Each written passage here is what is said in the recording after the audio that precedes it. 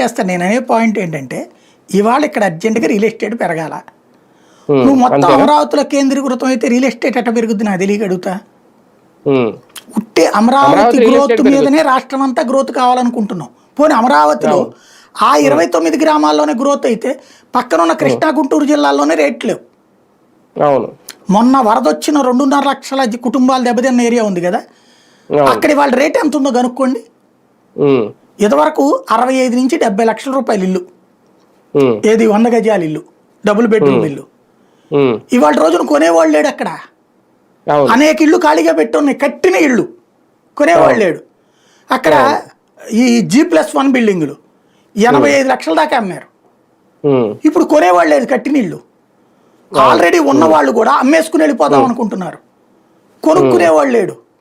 అంటే పైగా వరద ప్రాంతం కదా, వరద ప్రాంతం కాదు అది, వరద సృష్టించబడిన ప్రాంతం. అదే నేను చెప్పేది అది.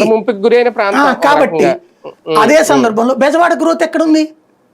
గుంటూరు మీరు చూడండి, గుంటూరు నగరం, ఈ రెండు అమరావతి చుట్టూతో ఉన్న నగరాలు నేను చెప్తోంది, ఎక్కడికో కాదు.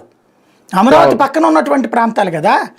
గుంటూరులో ఏంటి, రిజిస్ట్రేషన్ వాల్యూస్ పెంచారు. ఇప్పుడు ఇదివరకు ఉన్నటువంటి 20,000 25,000 ఉన్నది నోటుతో చెప్తున్నారు 50,000 అని. కొనేవాళ్ళు లేడు. ఏ హైవేస్ పక్కనో రోడ్డు పక్కనో ఉన్నటువంటి తప్పించి కొనేవాళ్ళు లేడు. రేట్లు చెప్పడం మాత్రం ఎక్కువ చెప్తున్నారు. అంటే కొనేవాళ్ళు ఉండాలి, అంటే కొనేవాళ్ళు రావాలి కదా సార్ ముందు. ఇప్పుడు విజయవాడకి ఏం చూసుకుని రావాలనేది ఒక పాయింట్ ఉంటది కదా. అమరావతి చూసుకురమ్మంటున్నాం కదా మనం, ఇది అమరావతి పార్ట్ అంటున్నాం కదా.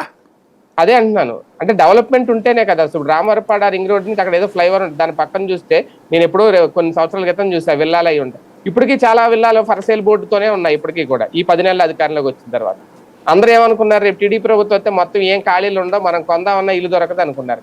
కానీ ఏమైంది ఇప్పుడు? అదే నేను చెప్తోంది.